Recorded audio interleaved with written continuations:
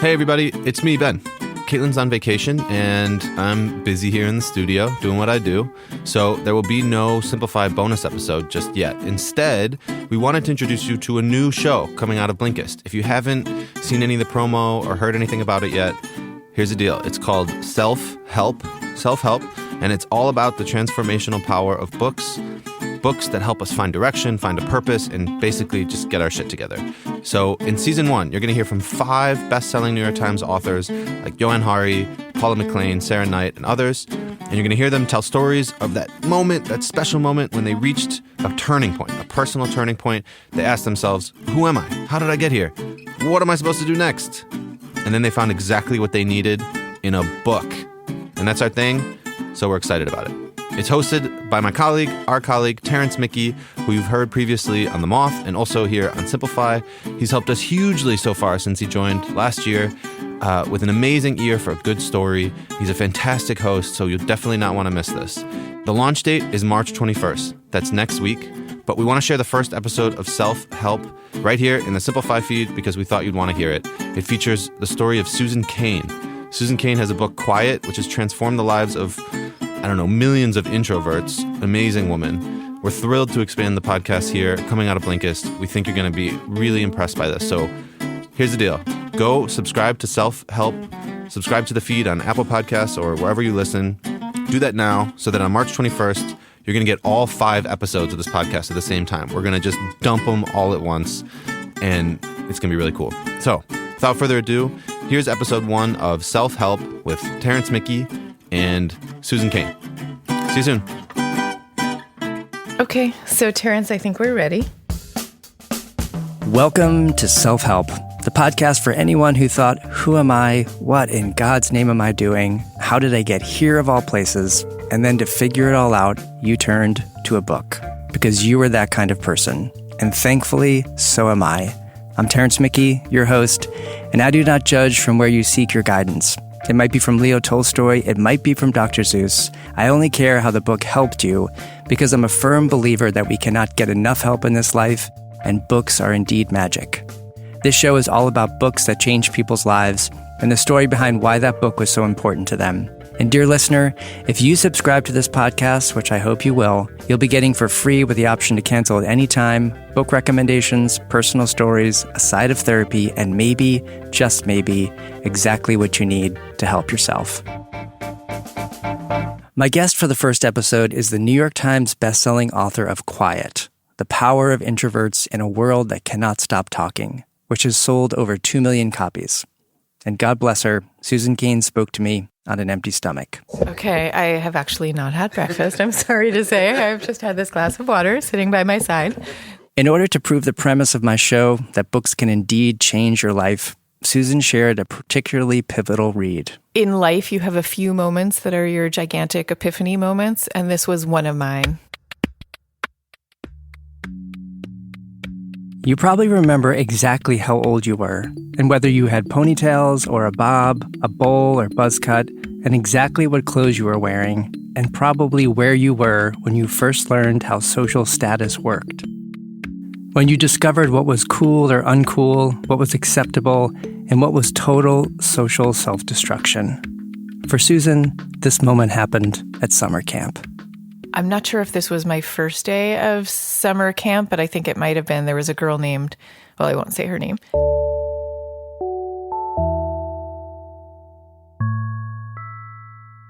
And I still remember what she looked like. She had kind of like a page boy haircut, and we had these little cots in our bunks that we slept on, and she was lying on her cot reading a book when we were supposed to be playing some sort of game. And that one act somehow marked her as somebody who was going to be outside of the group. And I remember feeling really sorry for her and kind of powerless to do anything about it, and understanding that you might have your own preference of how you want to spend your time or marching to your own drummer, but there's going to be a really gigantic price to pay for it. The opinion that your peers have of you is everything. And, just observing that there was such a huge price to pay for this simple act of doing your own thing was very profound for me. When I was younger, these things weren't as often an issue because I went to a smaller, very mellow school and I felt very socially comfortable. And then Susan moved to a larger middle school where she discovered that she had more in common with that girl with the page boy haircut from summer camp than she first realized.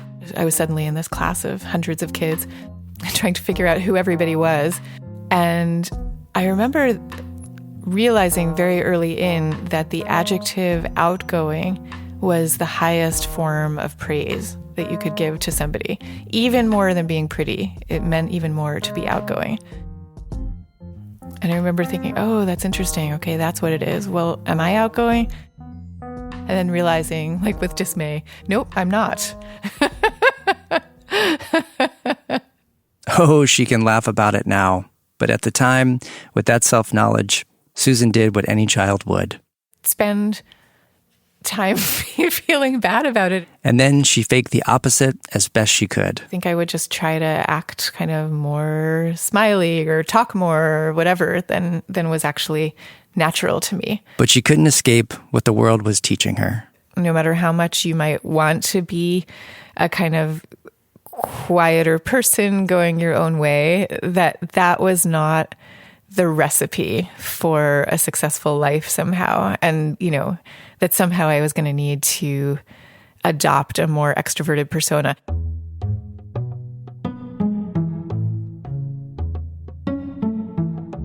In the book that gave Susan her gigantic epiphany, there is a section that says, most of us make our most important career decisions when we are least prepared to do so.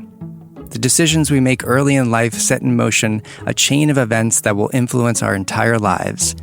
Yet when we're young, we have little or no experience making job choices, and we tend to have an overabundance of idealistic enthusiasm, plus a reckless lack or concern for future consequences. Susan was an English major in college. She had a dream of becoming a writer, and even if the fiction she'd written in her creative writing class didn't quite inspire her to follow her bliss, she had an overabundance of idealistic enthusiasm, which is exactly why her father sat down with her to discuss the future. And I remember him saying, well, the bohemian life is really nice when you're younger, but when you can't support yourself later, it's not as charming as you might think, and you really should do something practical. And those words really stayed with me. At that time, I thought of it as, okay, I'm going to put away the things of youth and, go do the practical thing. So I found myself enrolling in law school like a couple years later. And of course, law school was a perfect fit. I was always interested in all things creative and literary. I was not and still am not a person who likes conflict very much. Very linear and practical. That was never who I was. I was like the least likely law student ever. So it just didn't feel like I really belonged there. And then, after law school, she landed her first job in a Wall Street law firm. I didn't know anything about finance when I started. I didn't know the difference between a stock and a bond. I knew nothing. And I remember I had this dictionary called Wall Street Words, and I used to take it home. I would take it home on the weekends and study it. It was a pretty sort of high-powered Wall Street firm. I did always feel like I was a little bit of either an expat or an exile in a foreign country. The expat days were my great days where I was like, oh my gosh, look at this. I'm speaking this foreign language and look at this beautiful other country in which I find myself. And then the exile days were like, what am I doing here and how can I go home? Even though she didn't feel at home, Susan did her best to fit in, to play the part. It was such an all-consuming environment, socially and work-wise. I would get in the morning and often not come home until midnight. I love learning things by nature, so I got really into it for a while. Just the challenge of having to learn anything is really interesting to me. But there still came this point after doing that for a few years where I was like, okay, this was interesting as far as it went for me, but this isn't really where I want to be spending all my brain time. There were these Friday wine and cheeses and you could see that some people were like truly lit up by working on whatever transaction was currently on the front page of the Wall Street Journal, and I really didn't care about that. It didn't light me up, and that's a hard feeling. At that time, I lived across the street from this gigantic Barnes & Noble, and and it was my total refuge. Like, I would come home, and sometimes I would get home from work at like 8 p.m., which was an early night for me. And I would go across the street to the Barnes & Noble and just feel like I was sinking into a warm, amazing bath. And it was in this bookstore that Susan made a discovery. In the stacks, one title caught her eye, Do What You Are. Discover the perfect career for you through the secrets of personality type. And I had never heard of personality typing or Myers-Briggs or anything like that before I found this book. And I remember bringing it to my office the next day and just sort of devouring it. If you're not familiar with personality types, there are 16 of them. And in 1921, the psychologist Carl Jung introduced his theory of personality in a book titled Psychology Types. He observed that behavior that seemed unpredictable could in fact be anticipated if one understood the underlying mental functions and attitudes people preferred. Around the same time, an American woman, Catherine Briggs, while observing similarities and differences between human personalities, developed her own system of typing people. Then she read the English translation of Jung's book, and she adopted his model and began a serious study of his work. It became a family business when her daughter Isabel Briggs Myers joined her, and together they created the Briggs-Myers personality test, which Do What You Are leads you through. And here's what Susan discovered about herself through the book. So what I discovered is that I am a type called an INFP. I stands for introverted. Oh, that was really a no-brainer.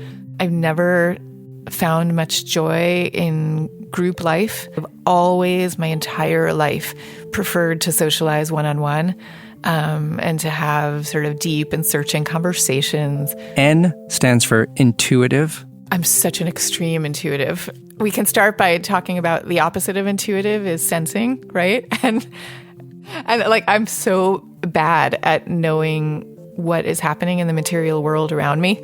You could drive up in your car to my house every day, and you could ask me a year later, and I won't know what kind of car you're driving. I might not know what color it is. My whole orientation is about thinking about life and what's the meaning of everything, and understanding instantly and instinctively what people really meant as the subtext underneath what they actually said.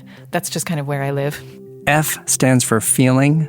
So that too, I'm actually really extreme on that one. I can't explain it, but there's very little space between my emotions and my cognition. And P stands for perceiving. I'm an extreme introvert, intuitive, and feeler, but on the perceiving side, that's actually pretty close to the cusp.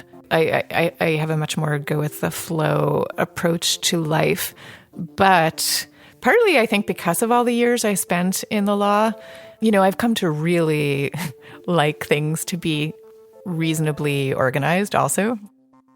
After you determine your personality type and temperament, the book helps you understand which professions would be a good fit for you. And I went and I looked at all the careers that this book suggested for people of an INFP personality type.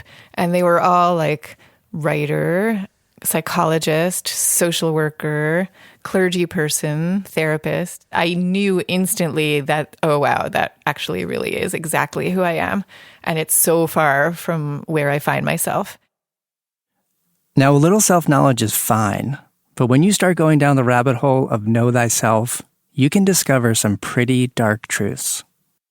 And, and then I kept diving deeper, and I went online later that night and found this little career chart for all the different types, and it showed the relative earning power of each of the 16 different types. And the INFP was literally like the 16th, who was all the way at the bottom of the list. And I've never been like a especially materialistic person, but I was at that moment living in the middle of a Wall Street law firm, and I was able to pay for anything I needed without having to think about it. And, that's an easy and comforting way to live your life. So I remember like staring at this screen and being like, okay, what does this mean? I actually found it to be a gigantic relief, even though I was now, confronted with this problem of maybe not being in the right place. It was still a relief because it explained all the moments that were so difficult for me in my legal life. I now felt I had more permission and freedom to be who I really was. For me, the difficulty was not so much in knowing who I really was. The difficulty was in feeling good about who I really was. I read this book and had this realization, and it was kind of swirling around in my mind for some years because it wasn't like I immediately took action or anything. Over those next 2 or 3 years, I guess I was getting less and less happy with law. And by the way, on top of whatever personality mismatches there were, it's also just an incredibly grueling lifestyle. If I left work at 5 or 6, that felt like a half day to me. But I was on this partnership track and, it was this all-consuming world and I wanted to make partner. But then came a day when one of the partners in the firm knocked on my office door and he came in and he sat down and he said, "Well, we're not putting you up for partner." I sort of embarrassingly burst into tears right in front of him. It then was like being set free because I asked for a leave of absence that very morning. And so like 3 hours later, I had left work and didn't realize it at the time, but I had left law for good. And I thought that I was going to travel, like suddenly I had this free vista of time opened up before me for the first time in a decade. I remember thinking I might go to India, I might go to this place. But what I ended up doing instead was signing up for a class in creative nonfiction writing at NYU. A week later, I found myself sitting in this classroom at NYU one evening, and this was my next epiphany moment because I remember sitting in that classroom and feeling like I am finally home, and this is what I need to be doing for the rest of my life. And it was like clear as day, this feeling. What was not clear was never in my wildest dreams did I think that I could actually make a living from writing. I didn't even think I could get published. I really didn't. I just thought this is what I want to be doing with my life. And so I switched everything around at that point. But as I say, I didn't think I could actually make a success out of it because you hear so many stories, and they're real, about how difficult writing is as a career. So I told myself, okay, the goal is to get something published by the time you're 75. And, and in the meantime, here's this glorious hobby. And I'm just organizing my life around this hobby. Over the next few months and years, Susan cobbled together a freelance life where she could carve writing time out of her days. And that's what I did. First thing I did was I wrote a memoir, and I wrote one version in prose, and I also started writing a version in poetry form. Some of it was in sonnet form. I was doing all kinds of stuff. Because remember, I was in this mode of thinking this was my hobby. It wasn't like I felt any grand pressure to pay the rent by publishing something. I don't know, a few years in, I somehow started working on this quiet project, but it wasn't at first I didn't know that was the thing. I saw it as this idiosyncratic project that I was working on, and it felt honestly vaguely embarrassing because at that time the idea of introversion, I think it still has a stigma, but the stigma was stronger back then. So it felt like a sort of, an idiosyncratic and vaguely embarrassing project. But I started doing it, and somehow along the way of working on that book proposal, I had a feeling that this was going to be the one. The authors of Do What You Are insist that type does not determine intelligence or predict success, nor does it indicate how well-adjusted anyone will be. However, it does say they help us discover what best motivates and energizes each of us as individuals, and this, in turn, empowers us to seek these elements in the work we choose to do. I made this change of career when I was in my 30s, and I think you could make this change when you're in your 40s or 50s or 60s too. And I don't mean to poo-poo life obligations and mortgages and supporting kids and all that. And granted, I didn't have those things back then when I made this change. I didn't have kids. I didn't have a mortgage. But I do think more and more, hopefully many of us will live quite long lives with long health spans as well. And often these changes are possible to make, and we tend still, even in this new era, we still tend to have that kind of 1950s IBM prototype in our minds of like, this is your career and you stick with it until you get the gold watch at the end of it. We feel it on some level, and it's wrong and overly constraining. The joy of working in a sector that actually fits you cannot be overstated. I mean, I will tell you, I made this change like 17 years ago, and there is still not a single day that I don't wake up with a sense of gratitude and relief that I'm doing what I do now instead of what I used to do back then. Like it's a huge, big deal.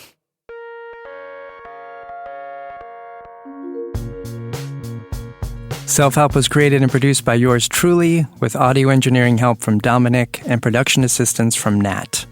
A special thank you to the hosts of Simplify, Caitlin and Ben, who helped promote the show.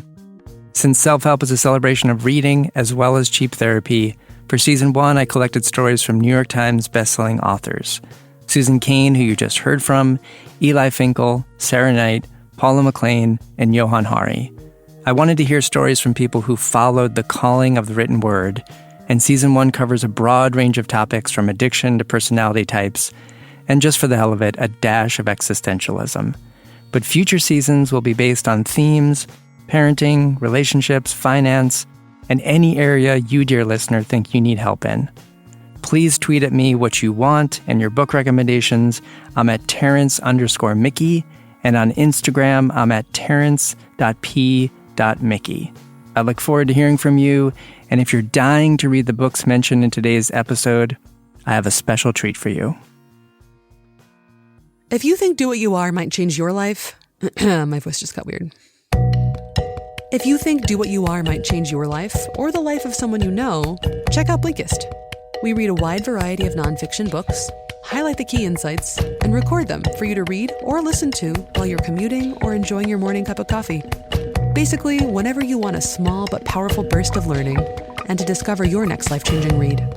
You'll find the key insights to both Do What You Are and Susan Cain's Quiet and our subscription-based app. And listeners to Self-Help will receive a free trial.